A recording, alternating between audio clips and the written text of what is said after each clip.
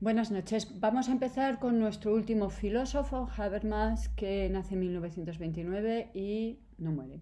No muere porque está vivo. Este es Habermas hace nada, en una entrevista que le hicieron en El País. Bueno, para mí hace nada, para vosotros una eternidad, ya lo sé. La entrevista se la hicieron el 6 de mayo del 2018 y he recogido el titular porque me imagino que lo entenderéis. Sabéis a qué se refiere, ¿no? Cuando Jürgen Habermas dice, por Dios, nada de gobernantes filósofos. Platón, repasamos Platón.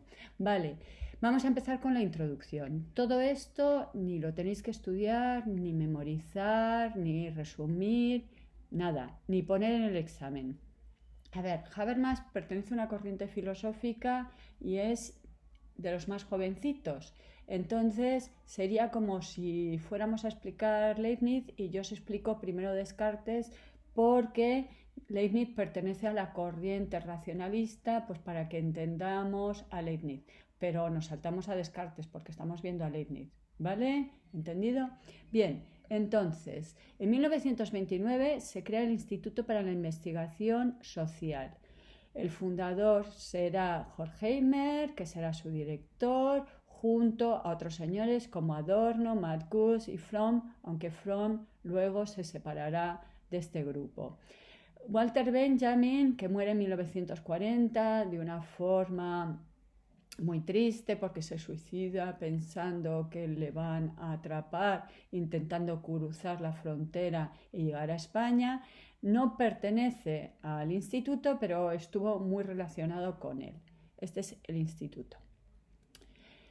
En 1934, debido a los nazis, huyen de Alemania y se trasladan a la Universidad de Columbia, que estaba en Nueva York. En 1949 vuelven de nuevo a Frankfurt y, con excepción de Marcuse, que prefiere quedarse en Estados Unidos. En ese momento Adorno se convierte en el director y es cuando Habermas, que nace en 1929, ingresa en 1959. Es decir, que es de la nueva generación, el representante más importante de la segunda generación del Instituto de Frankfurt. Aquí veis a Marcuse dando una charla, tenía un éxito increíble, estamos hablando del 68, los hippies, los movimientos universitarios. Entonces, este instituto es un instituto marxista, no se llamó Instituto para el Marxismo de puro milagro por prudencia, pero cuidado, van a ser críticos con el marxismo.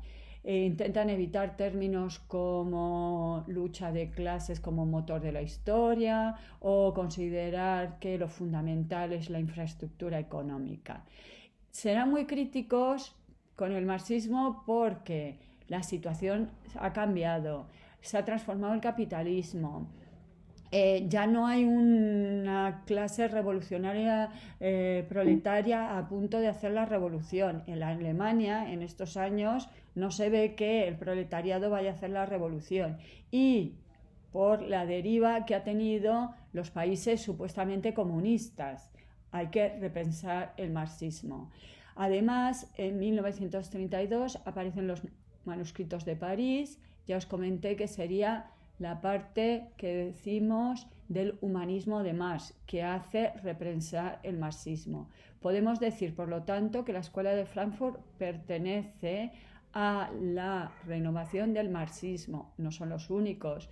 Otros marxistas famosos de la época serían Althusser y Gramsci. Estos autores lo que van a hacer es interpretar el marxismo a partir de lecturas, por ejemplo, de Max Weber y de Freud. ¿De acuerdo? Por ejemplo, Marcuse lo que hará será unir la teoría de Freud, que somos seres neuróticos, junto con la teoría de Marx de que el sistema capitalista nos aliena. Horkheimer, Adorno, Marcuse, Fromm y hablado de Walter Benjamin, todos ellos eran de origen judío. Habría que pensar a qué se debe. Es impresionante. Marx también de origen judío, Freud también de origen judío. Bien, es impresionante. que haya tantos judíos tan importantes para la historia occidental. Vale, es un detalle sin importancia. Bien, todos estos señores, como eran judíos, pues estaban horrorizados ante la guerra y la persecución nazi.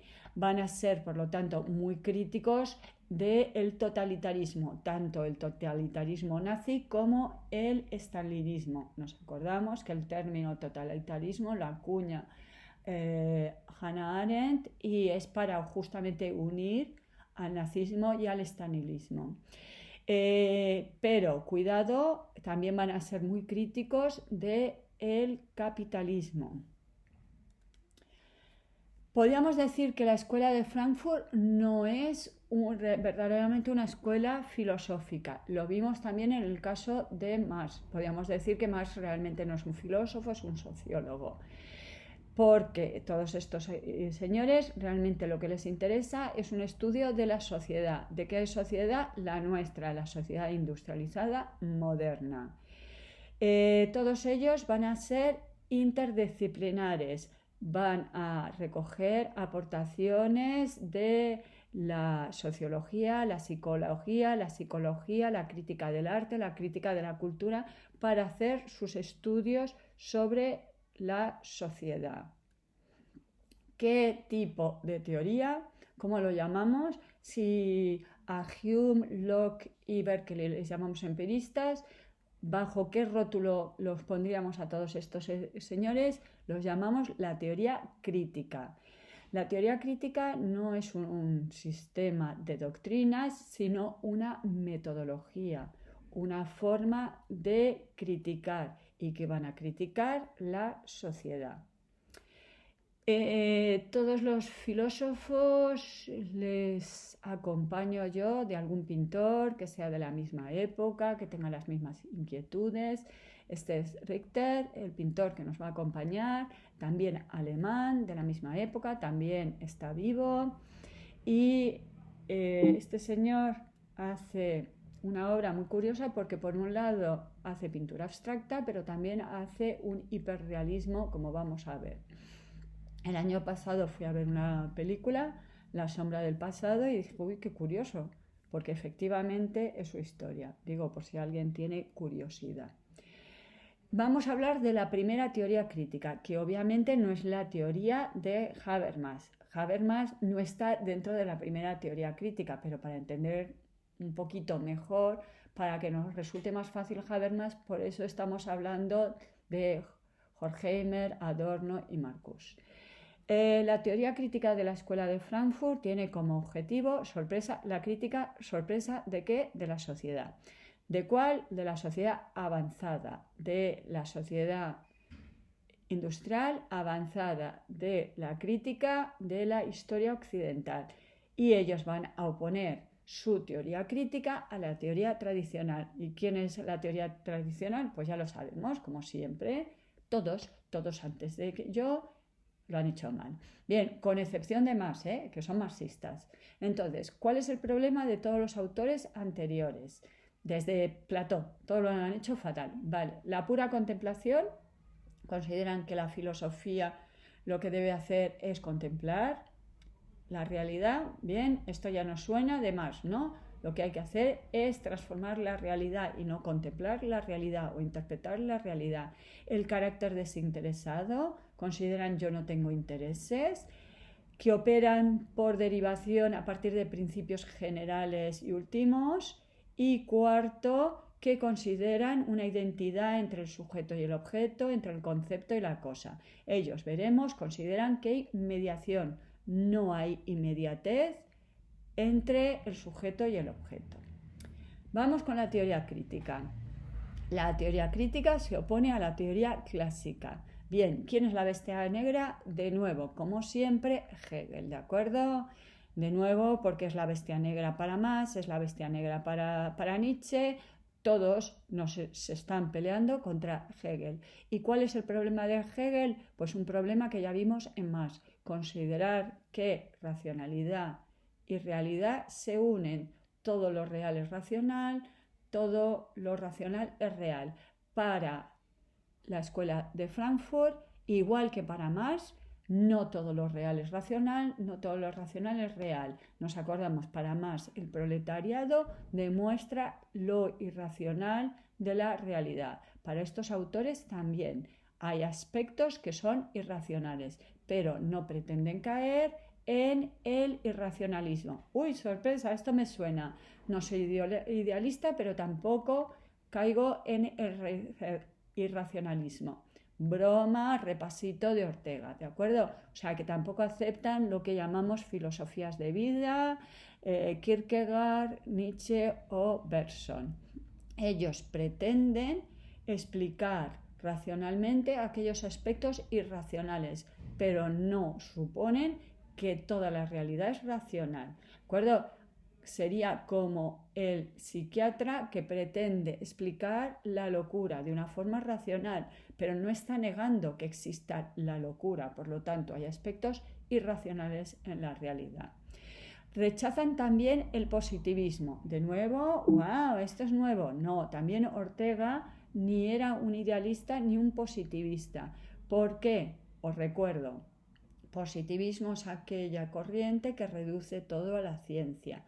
Bajo ello también están criticando el neopositivismo, que es contemporáneo, el neoempirismo o el fenomenismo, ¿de acuerdo? Todos aquellos que consideran que lo ideal es el pensamiento científico. ¿Por qué? Porque estos autores consideran que hay un conocimiento objetivo que se puede basar en hechos, y para la Escuela de Frankfurt no es posible los hechos. Todo se valora positiva o negativamente, siempre hay una valorización, no hay hechos objetivos. Entonces, por un lado rechazamos a Hegel, que por identificar lo real y lo racional. Por el otro lado, rechazamos el positivismo porque considera que hay tal cosa como hechos objetivos. ¿Por qué? Porque ambos están aceptando la realidad, no están criticando la realidad. ¿Qué pretenden la Escuela de Frankfurt? La crítica. Entonces, nueva concepción de la teoría tiene que ser crítica, y para ello nos hablarán de 3 aspectos: negatividad, mediación y praxis. Empezamos con la primera, negatividad. La negatividad es en contra de la teoría de Hegel. Dado que para Hegel todo lo real era racional, todo lo racional era real, todo era positivo, no había nada negativo, no había nada irracional en la realidad. En cambio, estos autores vamos a ver que consideran que hay parte de la realidad que es irracional. El capitalismo nos lleva a la alienación, nos acordamos, ¿de acuerdo? Así que no es positivo. ¿Por qué? Porque al decir que todo lo real es racional, estamos justificando. Eso ya lo hemos visto. Es más, es una justificación de la realidad, que efectivamente Hegel pretendía justificar el Estado prusiano. Vale, hacemos un paréntesis porque esto es muy durillo, ¿a que sí, verdad? Vale, este señor es Horkheimer y Adorno en primera, y al fondo está Habermas, aquí el que se está tocando el pelo. Como veis, es más jovencito que Adorno y Horkheimer. Volvemos a Hegel después de esta pausa. Vale, entonces, estos señores están criticando que lo real sea racional, lo racional sea real, porque entonces estamos justificando la realidad y eso se convierte en ideología. Ya lo vimos en Marx. Cuando el sujeto se adecúa a la realidad por el conocimiento, acaba sometiéndose a ella en la práctica, ¿de acuerdo? Y lo que no se puede es eternizar el estado presente, hay que transformar la realidad, hay que promover la revolución. Obviamente no van a decir lo que tiene que aparecer es el comunismo. ¿Qué pretenden, por lo tanto? Mostrar los aspectos negativos de esa realidad para justamente modificar, cambiar. Tiene que ser un poder subversivo, dirá Marcuse. No están de acuerdo con teorías utópicas, ¿de acuerdo? Hemos visto, por ejemplo, Platón, hemos visto, por ejemplo, Tomás Moro, pero también el comunismo nos plantea una utopía, ¿no? El comunismo era utópico. Bien, para estos autores no se puede construir una utopía, no se puede decir cómo debería ser el futuro, únicamente se puede determinar cómo no puede ser, de ahí justamente es negativo. Por lo tanto, lo que se debe hacer es criticar el presente.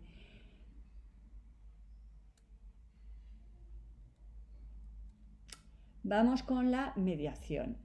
A ver, hemos visto que la teoría clásica pretendía que entre el objeto y el sujeto había inmediatez entre el observador y los hechos. Para ellos no, es imposible, hay mediaciones. Hay que tener en cuenta aspectos sociales, históricos y económicos. No existe tal cosa como la imparcialidad.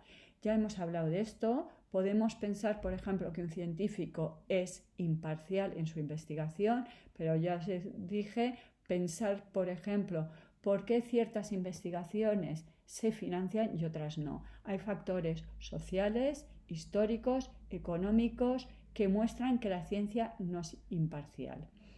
Cuando hablamos de imparcialidad, según la Escuela de Frankfurt, es para ocultar justamente el carácter ideológico que tiene el investigador, es parte del objeto que está investigando. El investigador no puede salirse de su problema económico, que ya no me pagan este mes, de el aspecto social, es que me están mirando mal, es que a mi jefe le parece mal lo que estoy haciendo, o histórico, vivo en una época y esa época me condiciona. Los autores de la escuela de Frankfurt hablarán de totalidad y no en el sentido de Hegel, sino en el sentido que para estudiar la sociedad hay que hacerlo como un todo. Hay que ver los aspectos económicos, históricos o psicológicos, que ya hemos visto, por ejemplo, introducir dentro de las teorías de Freud. No hay, por tanto, algo abstracto. No puedo desgajar el objeto que estoy estudiando. Hay que tener en cuenta todos los aspectos. Hay que tener en cuenta los aspectos ideológicos y los aspectos represivos de la sociedad y de la cultura. Vamos con la praxis, y esto no nos sorprende, ¿verdad? Max Weber, sociólogo que hemos hablado de él un poquitillo el año pasado, porque es este señor que tiene una obra muy famosa en que habla de la relación entre el capitalismo y el protestantismo, consideraba que el principio que debía regir la teoría tendría que ser la objetividad. Para la escuela de Frankfurt es imposible la objetividad. Es decir, que lo que debe haber es un interés. ¿Y cuál es ese interés? El interés es la emancipación del ser humano, tiene que ser una praxis liberalizadora. Por lo tanto, no es la carencia de intereses, sino que justamente tiene que haber un interés claro que debe ser el de liberar al ser humano. Y es una liberación que no es individual, tiene que ser en el ámbito político y hay que darle al ámbito político aspectos éticos. Se debe unir, tal y como tenían los griegos, la política y la ética, no como se hizo a partir de Maquiavelo, como hemos visto, que es la separación entre la política y la ética. Conclusión. La teoría crítica se niega a justificar la realidad sociohistórica presente. ¿Por qué? Porque considera que hay una parte de la realidad que es irracional, dicho de otra forma, que es injusta y opresora, y que pretende liberar al ser humano, pero no solo individualmente, sino social. Veremos, por lo tanto, el tipo de racionalidad. Y como el vídeo me está saliendo muy largo y me entra la tos, mejor lo dejamos y continúa en el siguiente. Hasta ahora.